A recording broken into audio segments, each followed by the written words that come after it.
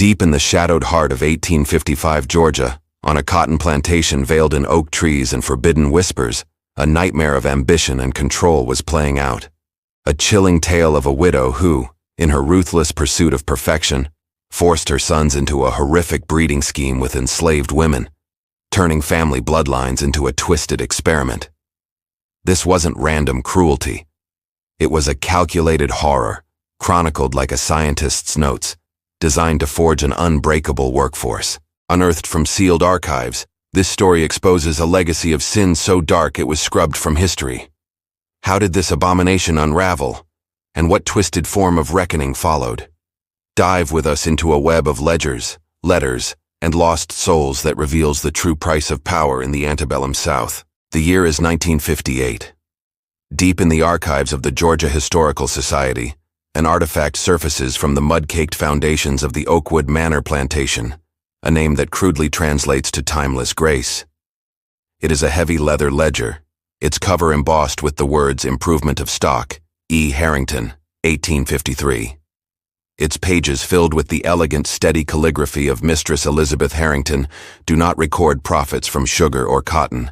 Instead, they document a far more sinister enterprise. The opening entry, a chilling manifesto, sets the stage for the horrors to come, a testament to a mind that viewed human beings as nothing more than assets to be cultivated and refined for maximum efficiency and profit. Through these preserved words, the world of Oakwood in 1855 materializes. A sprawling kingdom of cotton that stretched to the horizon, its oppressive humidity thick with the sweet scent of boiling molasses and the unspoken terror of its enslaved population. Elizabeth Harrington governed this domain not with the overt brutality of her neighbors, but with a quiet, unnerving control that was far more insidious. She was a widow in her late 40s, a woman of sharp intellect and colder conviction, who saw the world not through the lens of morality, but through a twisted application of agricultural science, a dark obsession that would become her legacy and her doom. Her writings reveal a profound belief in a self-made eugenics, a conviction that the human spirit, like the cotton in her fields, could be selectively bred for desirable traits. She speaks of vigor, docility, and resilience to the sun, as if cataloging livestock. The document is a window into the soul of a woman who had divorced herself from all humanity, viewing the people she owned not as souls, but as a collection of genetic material to be manipulated. This ledger was her masterwork, the blueprint for a dynasty built on a foundation of the most profound and unnatural sin imaginable. The plantation itself was a reflection of its mistress, orderly on the surface, but seething with a deep systemic sickness beneath. The slave quarters were clean, the rations sufficient. Elizabeth understood that healthy stock produced better yields, yet this superficial care only amplified the psychological horror of her true project. The slaves of Oakwood lived under a unique form of surveillance, one where their physical health, their youth, and their strength made them not candidates for easier lives, but targets for a fate worse than the lash. A violation that struck at the very core of their being, their families, and their future. Elizabeth's two sons, William and James, were the other critical components of her grand design. William, the elder at 23, was his mother's creature, ambitious, cold, and eager to inherit the empire she was building. James, younger by 2 years, was a different sort, haunted by a weakness his mother despised, a flicker of conscience that made him prone to drink and melancholy. They were not merely her children. They were her primary tools, the designated sires in her horrific breeding program, their own humanity sacrificed at the altar of their mother's monstrous vision. The ledger is the central pillar of this story, a primary source that serves as an unassailable witness. Its clinical tone is perhaps the most terrifying aspect, as it records unspeakable acts with the dispassionate language of a business transaction. Each entry is a nail in the coffin of the Harrington family's reputation, a quiet testament to a crime so profound that it seemed to poison the very soil upon which Oakwood was built. The atmosphere described as one of simmering dread, where every sunset promised not rest, but the continuation of a silent generational nightmare. This world was a closed system, a place where Elizabeth's will was absolute law. The outside world, with its growing abolitionist fervor and the looming threat of civil war, seemed a distant rumor. Elizabeth was preparing for a future where slavery might change, but her control would not. By creating her own self-sustaining workforce, one she believed to be genetically superior, she was attempting to future-proof her legacy against the tides of history, ensuring the prosperity of the Harrington name for centuries to come. It was a plan born of both arrogance and a deep, unsettling madness. The initial pages of the ledger lay the groundwork establishing the characters, the oppressive setting, and the core of the macabre mystery. It promises a journey into a heart of darkness, guided by the hand of the perpetrator herself. The document does not simply tell a story. It forces the reader to inhabit the cold logic of its author, to see the world through her distorted lens. This is the foundation upon which the entire horrifying truth will be slowly, painstakingly built, piece by damning piece, entry by clinical entry. The mystery begins not with a scream, but with the scratch of a pen on paper, a quiet act of recording that gives birth to an enduring horror. The ledger stands as a monument to the idea that the greatest evils are often not chaotic acts of passion, but the result of careful planning, meticulous record-keeping, and a chilling rational ideology.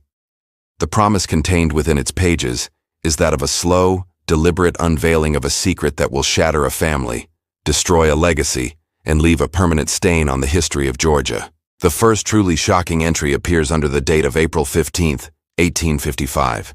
The entry is titled, not with a name, but with a designation, as if cataloging a specimen for study. Subject, Sarah. Age, 16. The details that follow are chilling in their objectivity, a cold assessment of a human being's physical attributes. Stature, strong.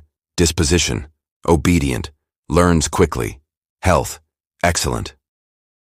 These are the qualities of a prized animal, noted with the dispassionate eye of a breeder. The true horror, however, lies in the next line, the one that documents the first documented anomaly, the first concrete proof of Elizabeth's monstrous scheme. The line reads, "First insemination, paired with William Harrington." The use of the word paired is deliberate, a term borrowed from animal husbandry, stripping the act of all humanity and reducing it to a mere biological transaction. The purpose is stated with equal coldness. Objective to observe the retention of traits of obedience and physical resilience in the resulting progeny. There is no mention of the girl's feelings, no acknowledgement of the profound violation. Sarah is merely a vessel, a component in a long-term scientific experiment designed to perfect the human machinery of the plantation. The following entry, dated a day later, is even more disturbing. Elizabeth records Sarah's reaction with the same scientific detachment. The subject exhibits signs of severe emotional distress, including weeping and refusal of food. But this observation is not followed by any hint of compassion. Instead, it is analyzed as a potential flaw in the experimental process. This distress must be suppressed, she writes, as elevated levels of agitation could negatively impact the successful gestation of the fetus. Future pairings will require a period of calming preparation to ensure a more stable vessel. The anomaly is not just the act itself, but the meticulous, rational documentation of it.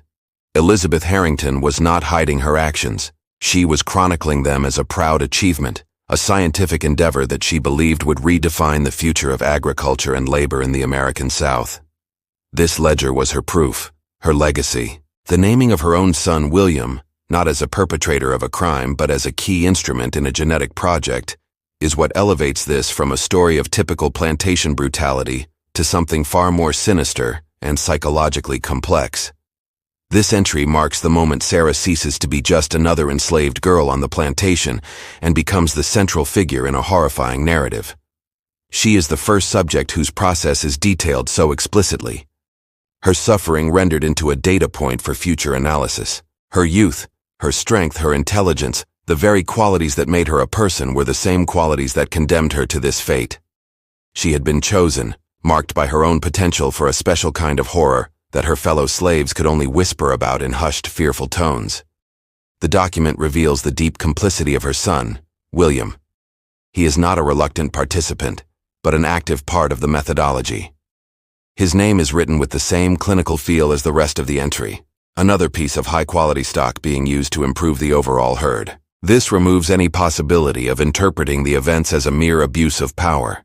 It frames them as a deliberate multi-generational family conspiracy, a dark tradition being passed from mother to son as a sacred, if secret, inheritance.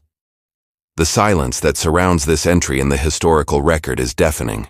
There are no other accounts, no testimonies from that time that speak of this. Only Elizabeth's own proud record remains. This fact creates an atmosphere of profound isolation for Sarah. Her suffering was not only profound but also invisible, unacknowledged by any authority, any witness except for the very person inflicting it. Her reality was shaped and defined by the cold, precise script in her owner's private book. The spiritual weight of this act is palpable. It is a violation that transcends the physical, a deliberate corruption of the natural order, of the sacred bonds of family and lineage. Elizabeth is not just breaking human laws, she is playing God, reshaping humanity in her own twisted image, creating a lineage born of profound sin. The ledger is her Bible, and this entry is the first verse in a gospel of abomination, a story of a new kind of original sin being committed in the cotton fields of Georgia. At the end of this section of the ledger, a chilling question hangs in the air, a hook that pulls the narrative forward into deeper darkness. If this is what was done to Sarah, a girl of 16, what other experiments were being conducted at Oakwood? The entry opens a door into a hidden world of systematic horror, and the reader is compelled to step through to learn the full scope of Elizabeth Harrington's dark science and the fate of the children born from this macabre family crime. As one turns the pages of Elizabeth Harrington's ledger, the initial horror of Sarah's entry solidifies into a dreadful pattern. The anomaly becomes the system. Subsequent pages dated through the summer of 1855 list other names, other young women chosen for the same fate. Subject Ella, 17. Subject Clara, 15. Each name is followed by a cold appraisal of their physical and temperamental qualities. Each is paired with either William or increasingly his younger brother, James, as if Elizabeth were testing the genetic contributions of both her sons. The evidence accumulates with the rhythm of a dirge. The ledger reveals a hidden production line operating within the confines of Oakwood, one that manufactured not sugar, but human beings. A disturbing note appears beside Clara's name a few weeks after her initial entry. Experiment failed. Subject resisted with extreme prejudice. Sold downriver. This brief, callous dismissal speaks volumes. Resistance was not met with punishment, but with disposal. Her failed experiment was simply removed from the inventory. Her life and future erased with a single line of ink. The narrative introduces a new layer of family tension through these entries. Elizabeth's notes on the pairings begin to compare the results of her two sons. After the birth of Sarah's first child, a boy, a note of clinical disappointment creeps into the ledger. Progeny exhibits strong physical traits, but skin tone is excessively dark. Genetic contribution from William appears dominant in undesirable ways. The next entry for Sarah shows a change in methodology. Second insemination to be conducted with James. Objective to determine if his lighter phenotypical traits will produce a more aesthetically balanced result. This accumulation of evidence transforms the story from a single horrific crime into a sustained campaign of terror. The slave quarters of Oakwood were not a community, but a laboratory, its inhabitants subject to the whims of a cold, calculating scientist. The births of children were not celebrated, but analyzed. A note from August describes a newborn girl as having excellent potential, praising her symmetrical features and calm demeanor, as if describing a piece of art or a prized flower. The children born of these unions were not children, they were products. The records also reveal the psychological toll on James. While William's name appears with a cold consistency, James's pairings are often followed by notes of his own instability. One entry reads, James required significant persuasion. His moral reservations are a regrettable flaw in his otherwise acceptable genetic makeup. This weakness must be managed. The sinister family dynamic becomes clearer. William, the willing accomplice, and James, the tormented tool, both trapped in their mother's web, their own souls being systematically destroyed alongside those of their victims. The sheer volume of names, of pairings, of births recorded over a short period is staggering. The ledger paints a picture of an operation running at an industrial scale, hidden in plain sight. It explains the whispers from neighboring plantations about the Harringtons' strange self-sufficiency. They did not need to buy new slaves because they were growing their own, cultivating a generation of children who were simultaneously their property, their workforce, and their blood relatives. A tangled web of kinship and bondage that defies all moral comprehension. The horror is magnified by the absence of any external account. The official records of Oakwood, tax documents, census data list these children simply as born in servitude. Their parentage attributed to unknown fathers or other slaves on the plantation. Elizabeth was a master of bureaucratic camouflage, creating a perfect paper trail that concealed the monstrous truth. The ledger was her private reality, a world where her dark science reigned supreme, invisible to the outside world's laws and judgments. This relentless accumulation of evidence builds an almost unbearable sense of claustrophobia and hopelessness. The system at Oakwood appears perfect, unbreakable. The victims are trapped, their children destined to become the next generation of experimental subjects, and the perpetrators are protected by a wall of secrecy, wealth, and power. Elizabeth's control seems absolute. Her vision of a genetically engineered workforce marching steadily towards becoming a reality, a dark dream taking root in the soil of Georgia. Each new entry serves as a hook, pulling the audience deeper into the depravity of Elizabeth's world. The question is no longer simply what happened, but how could this possibly be stopped? The evidence is overwhelming. The system is deeply entrenched, and the victims appear to have no voice, no agency.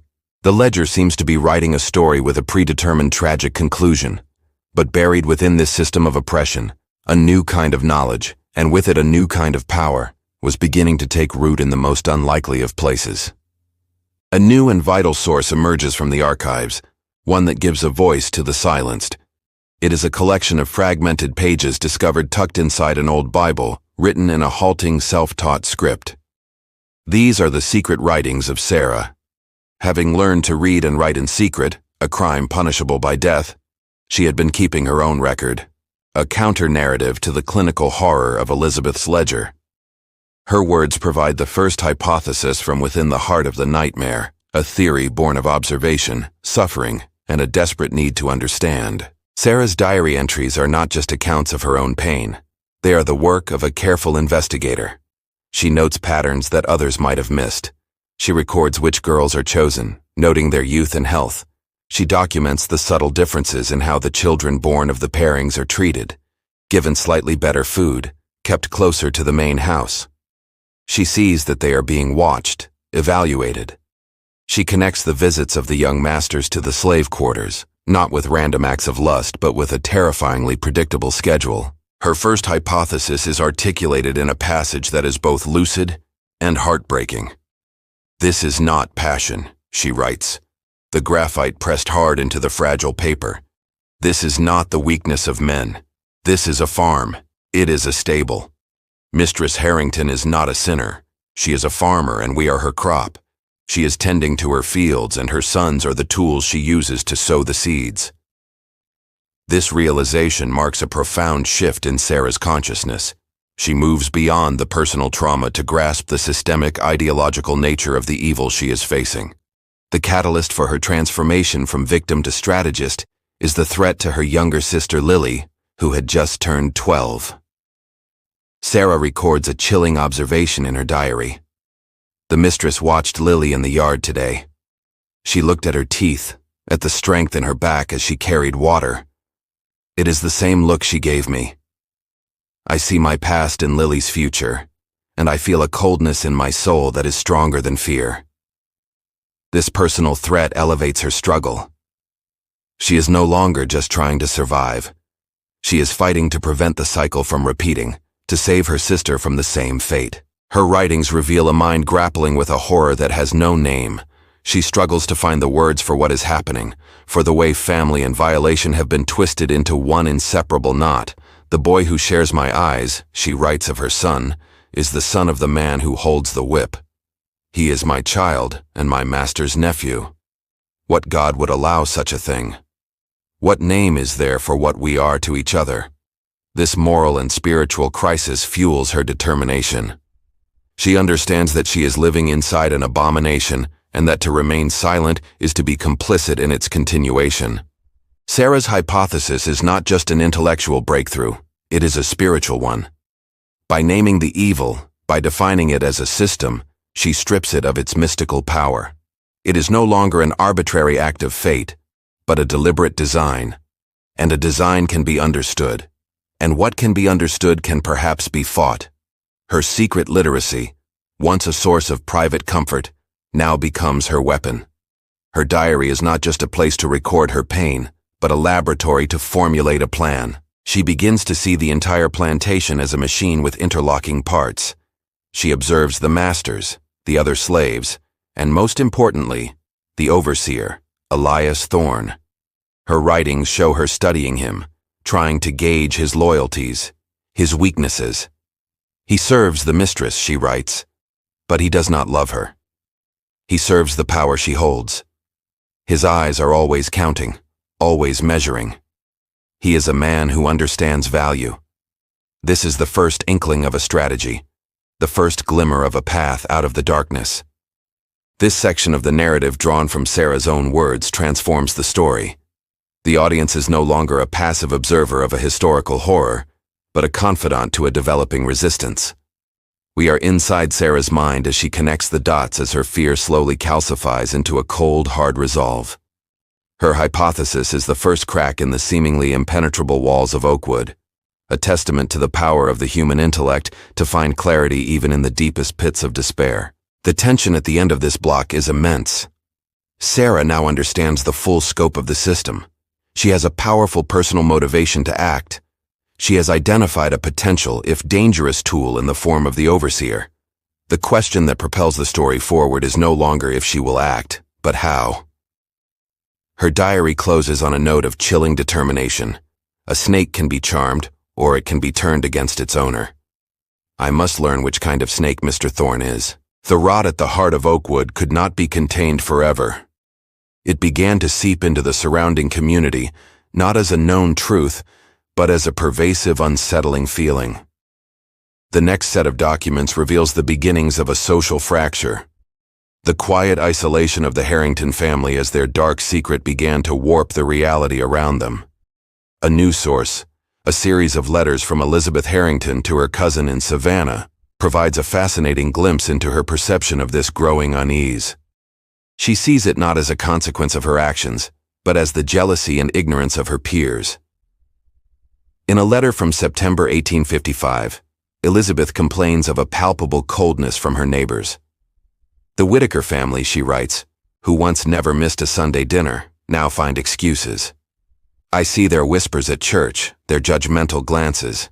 They are simple people, incapable of understanding the scientific principles that govern a truly prosperous enterprise.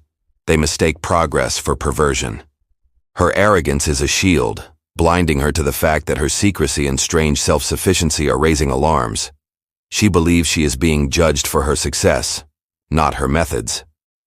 This is corroborated by another document, the personal diary of a neighboring plantation owner, a man named Robert Sinclair.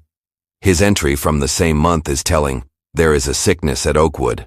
He writes, "The Harringtons have not purchased a new field hand in over 3 years, yet their workforce swells. Their children, the ones born in the quarters, have a strange look about them. Some have the Harrington eyes. It is an unsettling thing.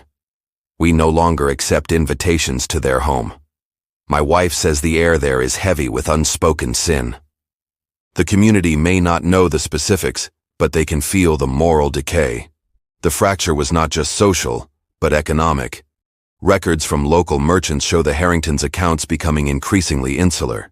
They purchased less from the outside, relying on their own resources, a practice that was seen as both arrogant and suspicious in a society built on intricate networks of credit and social obligation. Elizabeth saw this as a triumph of her system, a mark of her plantation's ultimate efficiency. The outside world saw it as a family turning in on itself, hiding something in the shadows of the cotton. This growing isolation had a profound effect on her sons. William, ever his mother's soldier, adopted her defensive posture, becoming known in the nearby town for his aggressive and standoffish demeanor. James, however, began to crack under the pressure.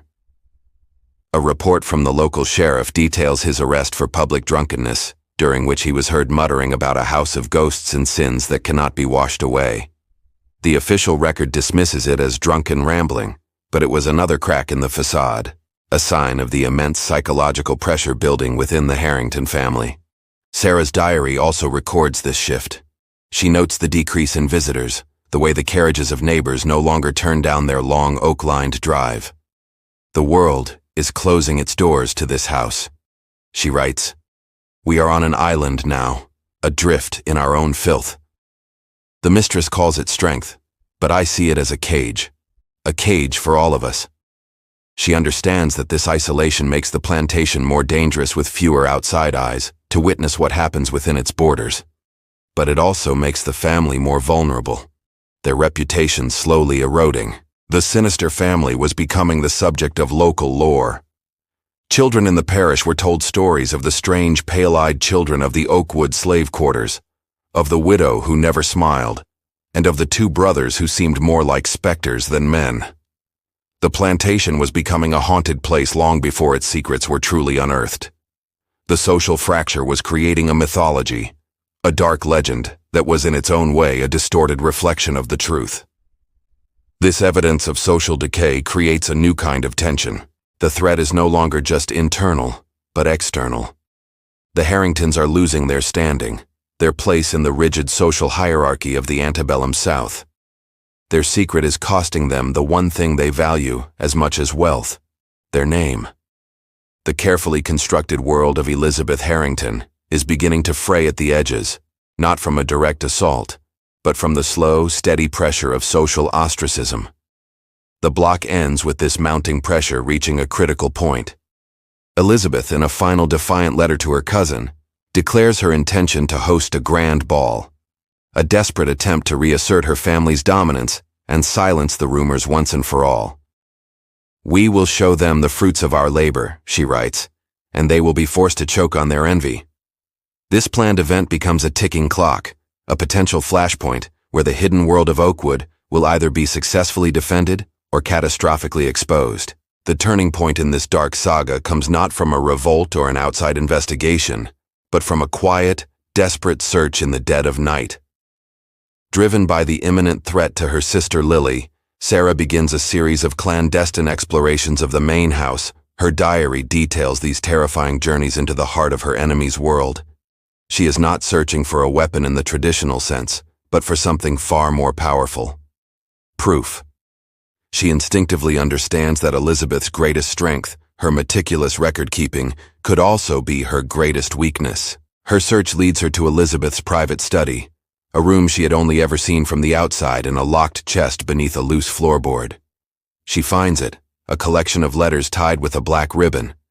These are not business correspondences, but deeply personal letters written by Elizabeth over many years to her own deceased mother. They are in effect a confession, a running monologue of her thoughts, justifications, and most surprisingly her fears.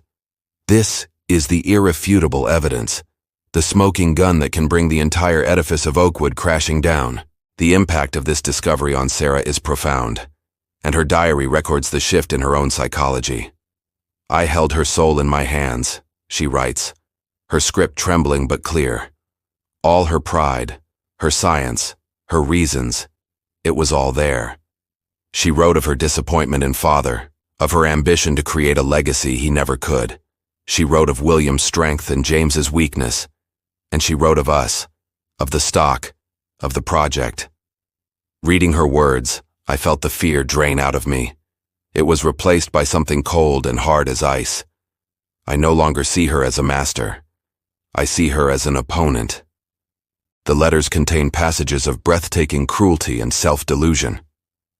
In one, Elizabeth describes the first pairing of Sarah and William as a sacred duty to the future of our line.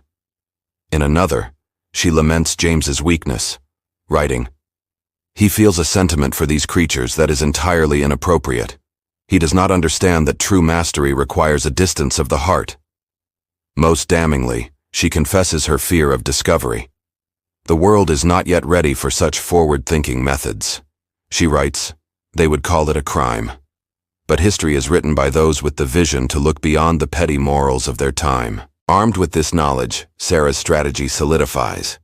She no longer sees a path to escape, but a path to justice or perhaps something closer to vengeance. The letters are her key.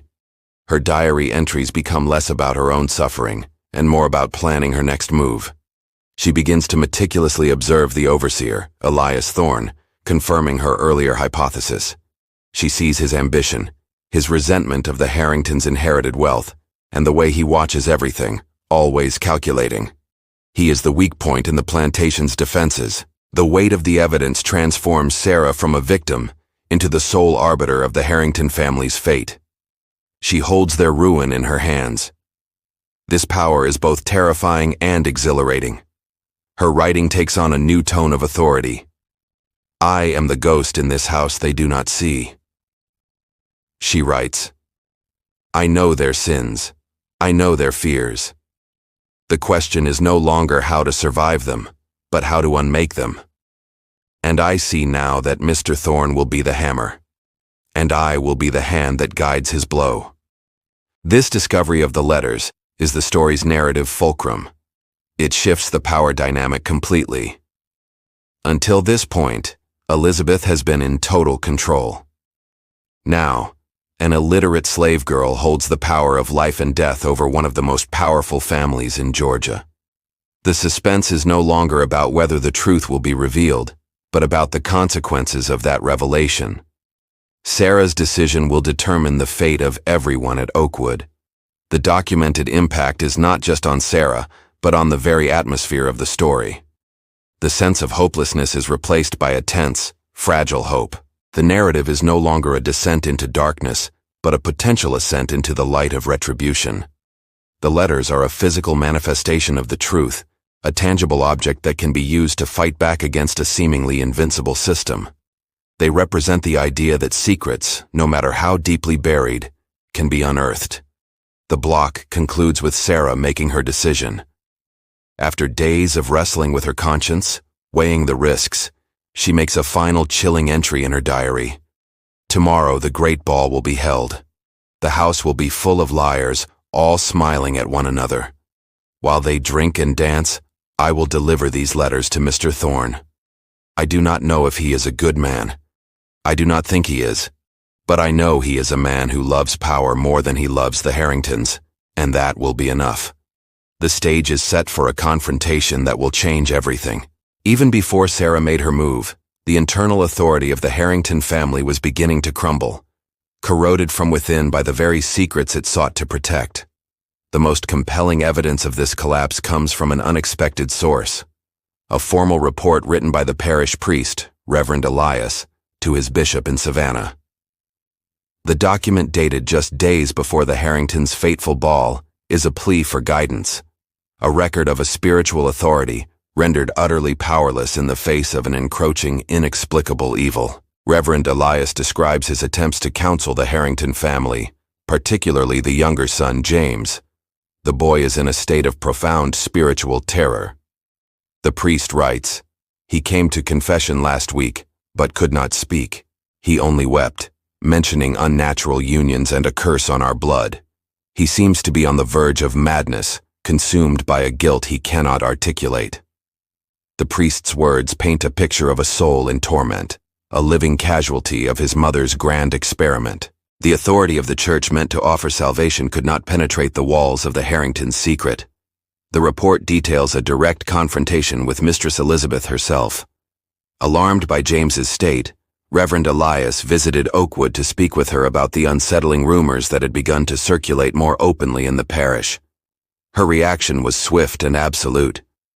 She received me not as a spiritual guide, but as an intruder. He writes, "She informed me that the spiritual well-being of her family and her property were her own concern. She called my questions impertinent and an insult to her family's good name. She then had me escorted from the property, forbidding me from ever returning." The collapse of authority is starkly illustrated in the priest's conclusion. "I must confess to your excellency," he writes, his formal tone failing to conceal his desperation, "that I believe something profoundly unholy is taking place at that plantation. The authority of God as vested in his church has been rejected.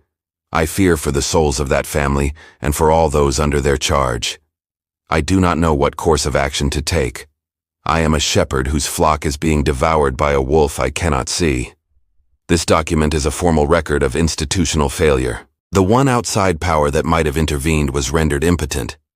This external perspective is mirrored by Sarah's own observations in her diary. She writes about James's increasingly erratic behavior, his late-night wanderings, his drunken shouts at unseen phantoms. She also notes a change in Elizabeth's iron-fisted control. The mistress is more watchful than ever, she writes. Her eyes are always scanning as if she expects a rebellion at any moment. She trusts no one, not even her own sons.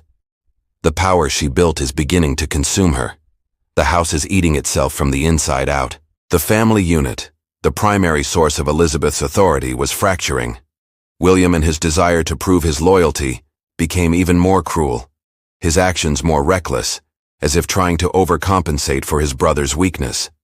This created a rift between the two brothers, a silent war waged in the heart of the cursed family. The authority of the family name was being undermined by the very actions taken to preserve it. The Harringtons were becoming prisoners in their own kingdom, isolated not just from their neighbors but from each other. This internal collapse is a critical precondition for the final confrontation. It shows that Sarah's actions are not the sole cause of the Harringtons' downfall, but rather the final decisive blow to a structure that was already rotten to the core. The moral and spiritual sickness that Elizabeth cultivated had finally metastasized, destroying the family's internal cohesion and leaving them vulnerable to an external shock. The authority they projected was a hollow shell, and it was about to be shattered. The priest's report, buried in the diocesan archives for a century, serves as an independent corroboration of the hell that Oakwood had become. It proves that the alarm was sounded, however faintly, but no one with the power to act was willing or able to listen. This failure of the established moral authority of the time underscores the profound isolation of the victims. They were truly on their own, their salvation dependent not on the intervention of priests or sheriffs, but on the courage of one of their own. The block ends on a note of impending doom. The internal authority of the family is broken. The external authority of the church has been repelled. The stage is perfectly set for a new kind of power to fill the vacuum. Sarah's final diary entry before the ball reflects this understanding perfectly. They believe their walls are high enough to keep God out. She writes, "They are about to find out if they are high enough to keep justice out as well." The collapse is complete. All that remains is the final push. Sarah's decision to use Elias Thorne was a gamble, an alliance with a man she intuitively distrusted. To mitigate the risk, she knew she needed leverage, something to ensure he would act as she intended. This led her to the single most dangerous act of her life. A covert entry into the overseer's private office, a small, dusty room that was the administrative heart of the plantation. It was here that she discovered the final hidden source, a document that would profoundly alter her understanding of the game being played and refine her strategy for the final confrontation. Hidden beneath a stack of crop reports, she found another ledger, one bound not in fine leather like Elizabeth's, but in cheap, practical canvas. This was Elias Thorne's secret book. For years, the overseer had been keeping his own meticulous records, not of the slave's productivity, but of the master's vulnerabilities. The book was a treasure trove of secrets, a testament to the quiet, patient ambition of a man who saw himself as more than a mere employee. Sarah had thought she was bringing him a weapon. She discovered he had been building an arsenal of his own. The ledger contained detailed notes on William's mounting gambling debts to disreputable figures in Savannah. It listed the dates and times of James's clandestine visits to the wives of prominent local businessmen, information that could destroy multiple families. Most damningly, Thorne had cross-referenced the plantation's official expenses with his own observations, highlighting Elizabeth's financial deceptions and the deep mortgages she had taken out against the property to fund her lavish, isolated lifestyle. He knew the Harringtons were not just morally bankrupt, but financially vulnerable as well.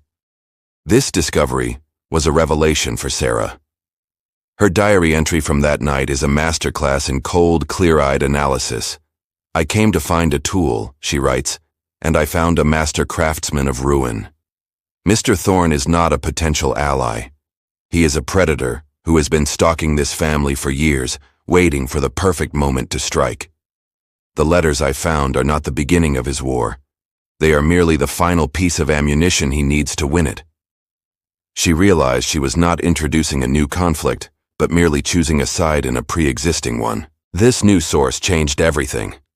Sarah understood that handing the letters to Thorne was not an appeal to justice, but a trigger for a calculated corporate takeover. Elias Thorne had no interest in freeing the slaves or exposing the moral horror of Elizabeth's experiments. His goal was simpler, and in its own way just as cold-blooded. He wanted Oakwood. He wanted the land, the power, the name. He was planning to usurp the throne, not destroy it. This knowledge gave Sarah a new chilling clarity. She was not unleashing a hero. She was unleashing a rival monster to destroy the one that had tormented her. Her plan became more complex. It was no longer about simple exposure. It was about ensuring the complete and utter annihilation of the Harrington family, even if it meant a new tyrant would take their place. She made a crucial decision, one detailed in her diary. She would not give Thorne the original letters, but carefully transcribed copies of the most damning passages. The originals she would hide. This act of foresight of creating an insurance policy shows her evolution from a victim seeking retribution to a true political strategist. She understood that in a world built on power, information was the ultimate currency. By retaining the original letters, she held a weapon that could, if necessary, be used against Thorne himself in the future. She was learning the rules of her oppressor's game, and she was preparing to play it better than they ever could. The discovery of Thorne's ledger adds a profound layer of moral ambiguity to the narrative. There are no heroes in this story. There are only victims and varying degrees of monsters. Sarah is forced to make a choice not between good and evil, but between two different kinds of evil. Her decision to empower Thorne is a pragmatic, if tragic one. It is an acknowledgement that in her world, true freedom was an illusion. The best she could hope for was a change in management, and a chance to inflict upon her tormentors the same ruin they had inflicted upon her. The tension at the end of this block is sharper, more complex. The audience is now aware of the true stakes. The fall of the Harrington family is almost a certainty. But what will rise in their place? Sarah is about to set in motion a chain of events she may not be able to control. Her hidden source has revealed the true nature of her world. The hook is no longer about whether the Harringtons will fall, but what the cost of their fall will be, and who will be left to pay it. The night of the Harringtons' grand ball arrived. A humid, starless evening that seemed to press down on Oakwood with the weight of impending judgment. Inside the great house, candles blazed, music played, and the cream of Georgia society feigned ignorance of the rot that festered beneath the polished floors. This was Elizabeth's last stand, her attempt to shore up her crumbling reputation with a facade of wealth and normalcy. But outside in the shadows, a different kind of history was about to be made. The final entries in Sarah's known diary serve as the justification for her decisive, world-altering action. Her writing on that final day is devoid of emotion. The fear, the anger, the grief, all of it has been burned away, leaving only a cold, hard purpose. She details her plan with the precision of a general preparing for battle. She describes how she transcribed the key passages from Elizabeth's letters onto fresh paper, how she resealed the packet with a stolen piece of black ribbon, and how she hid the original letters deep within the wall of her own cabin. This was not just an act of vengeance, it was the act of an archivist, preserving the primary source for a future judgment she might not live to see. Her justification for using Elias Thorne is laid out in stark, pragmatic terms.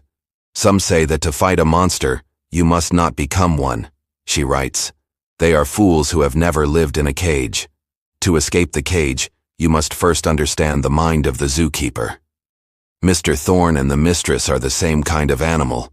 They speak the same language of power, of debt, of ruin. I will use his language against her. I am not setting a fire for justice. I am setting a fire to burn the prison down. What grows from the ashes is a problem for another day. This passage is the moral core of her decision. It is a rejection of idealistic notions of justice and an embrace of a more brutal, realistic form of liberation. She has no illusions about Thorn. She knows that life under his rule may not be better, but it will be different. And crucially, it will be a world without the Harringtons. A world where the specific generational horror that she has endured will finally come to an end. For her, that is a victory worth any price. The suspense builds as she describes her final preparations. She details the route she will take, avoiding the patrols, using the noise of the party to cover her movements. She writes of the signal she will use to draw Thorn to a secluded spot near the old smokehouse. Every detail is considered, every risk weighed. She is no longer acting on impulse or emotion, but executing a meticulously crafted plan. She has transformed her trauma into a weapon, her knowledge into a strategy.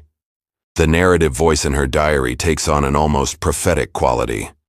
She speaks of her actions as an inevitability, a necessary correction to a world thrown out of balance. "This house was built on the bones of my people," she writes. "Tonight the ghosts will have their say. I am just the tongue they will use to speak." She sees herself as an instrument of a larger historical force, a vessel for the accumulated pain and suffering of generations of her ancestors. This belief gives her the strength to take the final irreversible step. The spiritual dimension of her act is profound. She is not just seeking a worldly revenge. She is performing a kind of exorcism by bringing the hidden sins into the light. She is attempting to cleanse the very land of the evil that has soaked into it. Her justification is almost theological. She is bringing about a judgment that God and the Church have failed to deliver.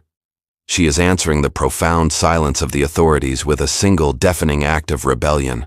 The final entry before she sets out is short and chilling. It is a farewell and a statement of intent. "My name is Sarah. I was a slave at Oakwood. My children were born of a crime.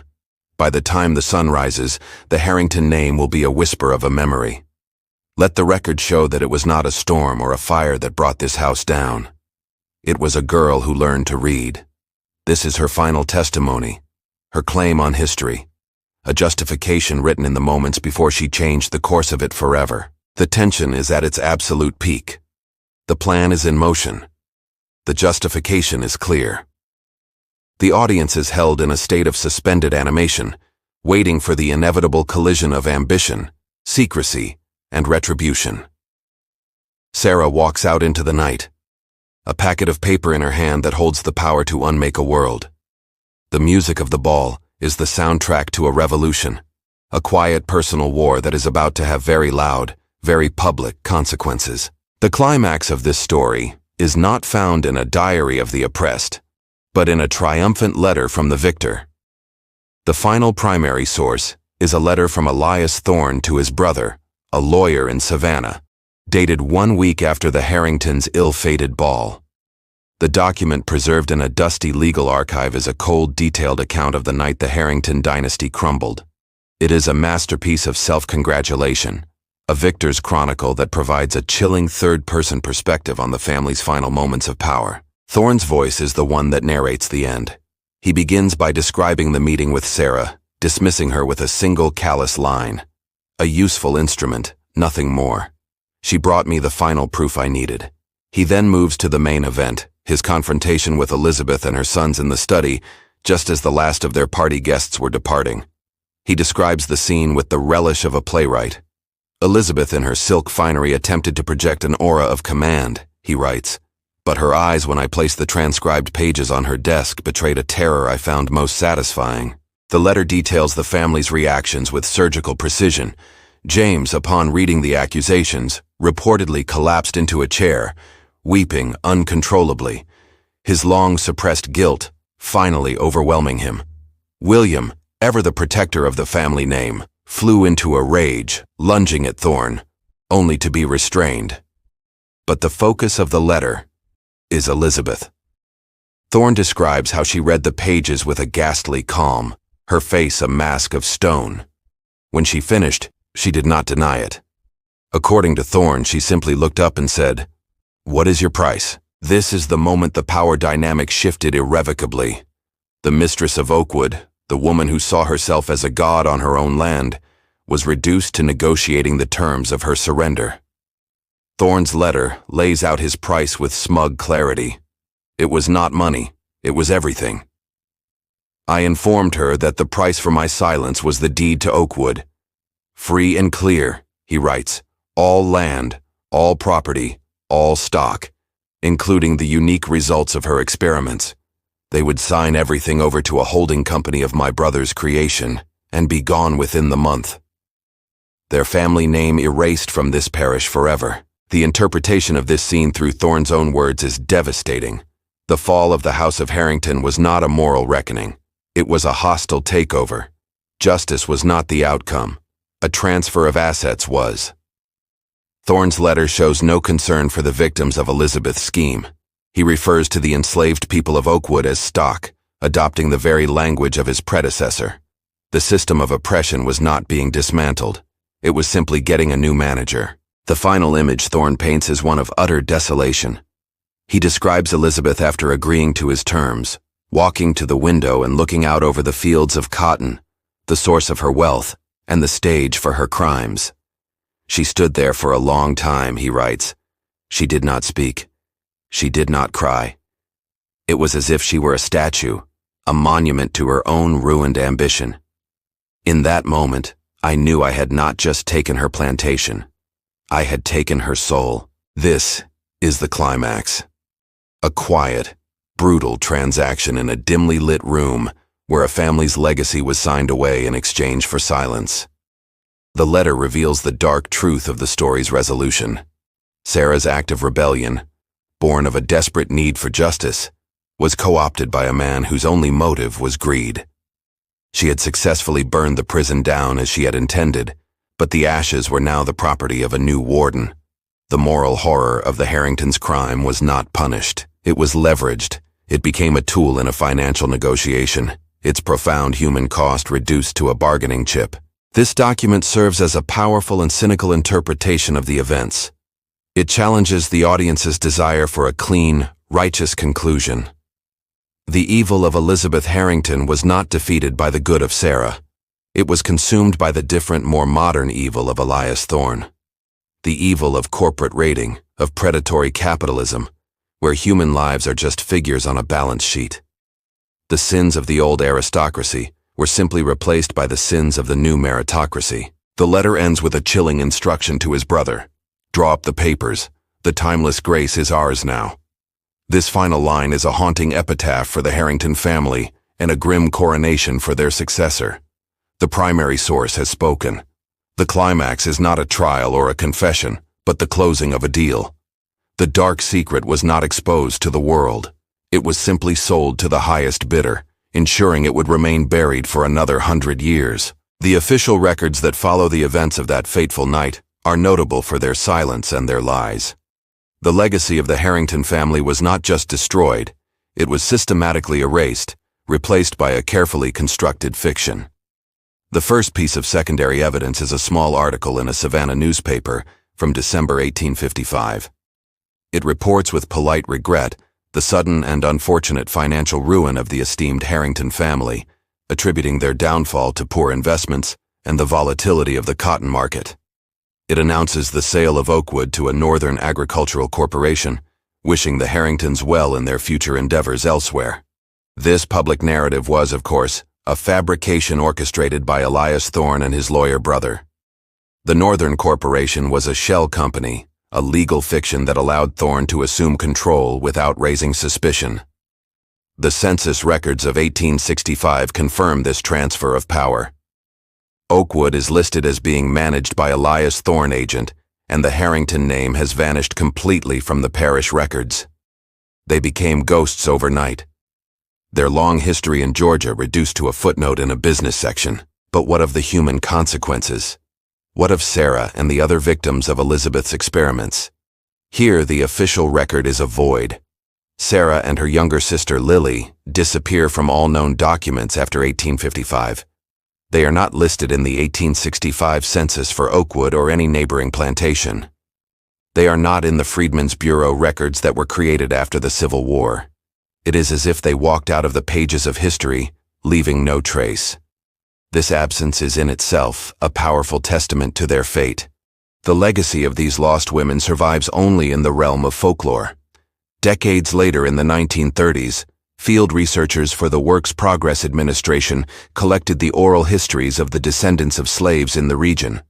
In these recorded tales, the story of Oakwood reemerges, transformed into a ghost story.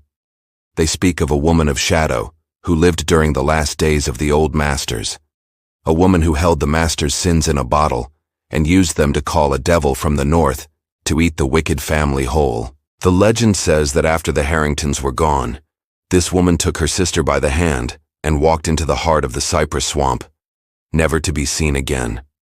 Some versions of the tale claim she became a protector of runaway slaves, a mythical figure who could guide the lost through the treacherous waters.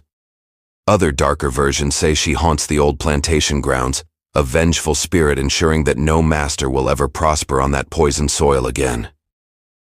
This is the only memorial Sarah ever received, a place in the mythology of her people. The documented legacy of Elias Thorne is far more concrete. He managed Oakwood through the Civil War and Reconstruction, amassing a considerable fortune. He became a powerful figure in local politics, known as a shrewd and ruthless businessman. The plantation, however, never regained its former glory. Crop yields declined, and a series of fires and floods plagued the property, feeding the local legends that the land itself was cursed.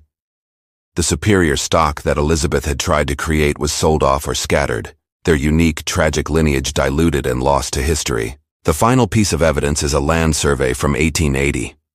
It notes that the main house of Oakwood, having fallen into disrepair, was torn down.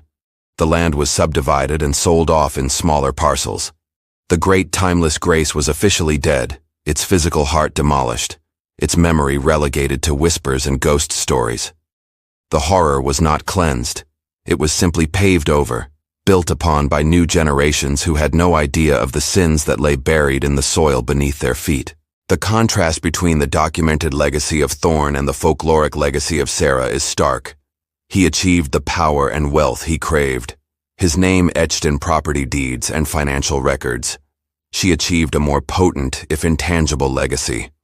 She became a symbol of resistance, a story told in the dark to remind people that even the most powerful masters have secrets, and that sometimes the most profound justice is not found in a courtroom, but in the quiet, decisive act of a single courageous soul. The consequences were therefore twofold. On one hand, a powerful family was erased, their crimes privately punished through the loss of their name and fortune. On the other, the system of exploitation was not broken, but merely transferred to a new, more efficient operator. The legacy of Oakwood is a complex and unsettling one. It is a story of a successful, if costly, rebellion, but also a cautionary tale about the enduring nature of power and the ambiguous, often unsatisfying nature of historical justice.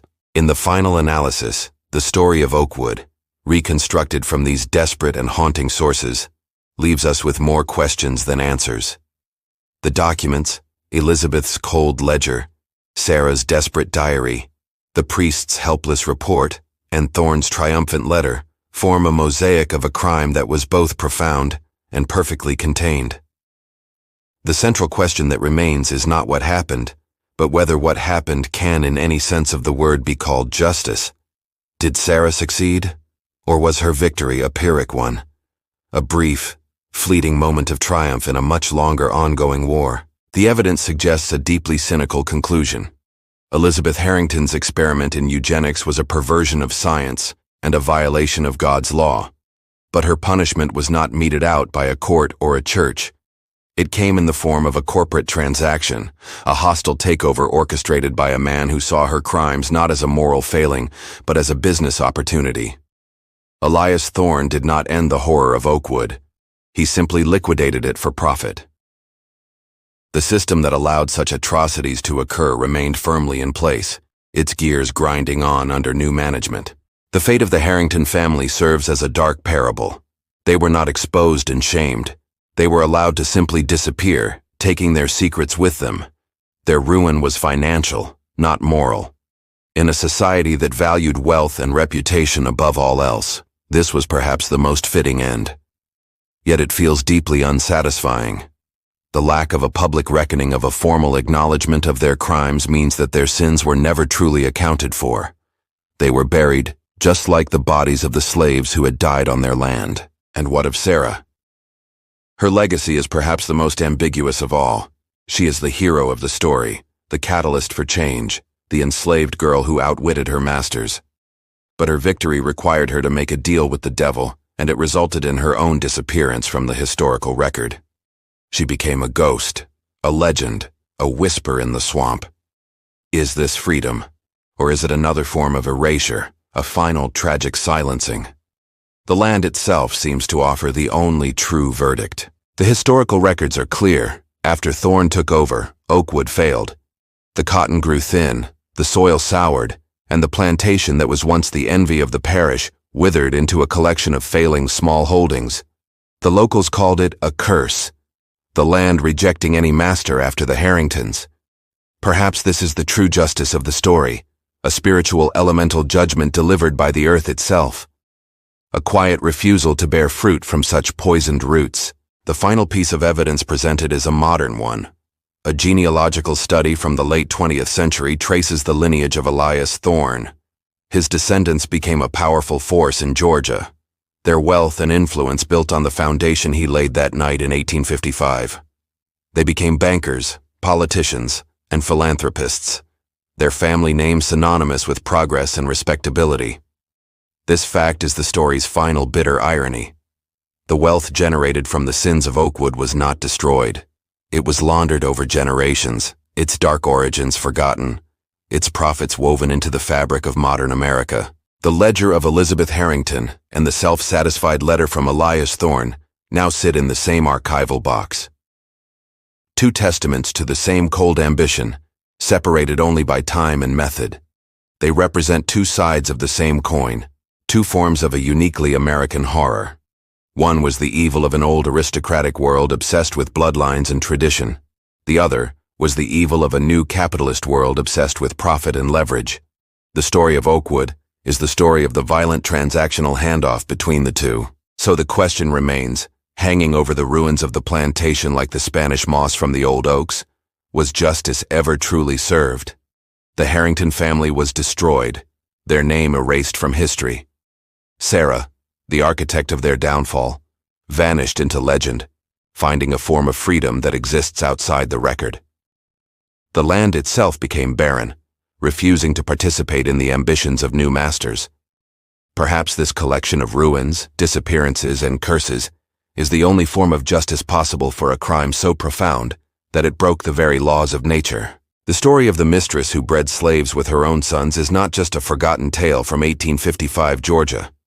It is a chilling reflection on the nature of power, the ambiguity of justice, and the enduring weight of history. It reminds us that some secrets are not meant to be buried, and that the ghosts of the past are never truly gone. They linger in the soil, in the archives, and in the stories we tell, waiting for a moment to rise and demand a final reckoning that may never come. If this haunting dive into America's shadowed past left you questioning the true cost of power, hit that like button to honor the forgotten voices. Drop a comment below. What's the most shocking hidden history you've heard? And if you're hooked on uncovering these erased tales, subscribe now and turn on notifications so you never miss another revelation. Your engagement keeps these stories alive.